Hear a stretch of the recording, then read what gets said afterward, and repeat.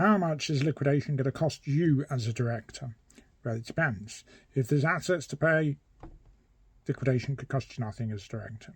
If there's no assets and there's nothing to be done apart from statutory investigations and orderly winding up of the company to enable the liquidators to fulfil their duties, then ultimately the director is going to have to pay the two phases. There's a pre-appointment phase and there's a post-appointment phase.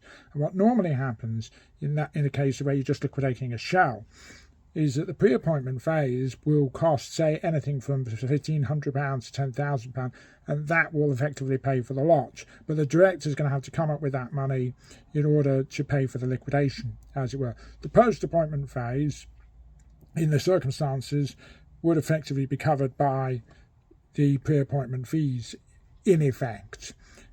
Obviously, it depends on your arrangement with the liquidator in those circumstances, but if the post-appointment situation is completely different, in other words, if you're liquidating a power station in comparison with just a shell of a company, then obviously the post-appointment phase is going to be radically different in terms of the costs. But ultimately, the cost to you as director is going to be determined by the level of the assets and whether those assets are sufficient for the circumstances of the case, which is why it's quite a tricky question to answer off the bat.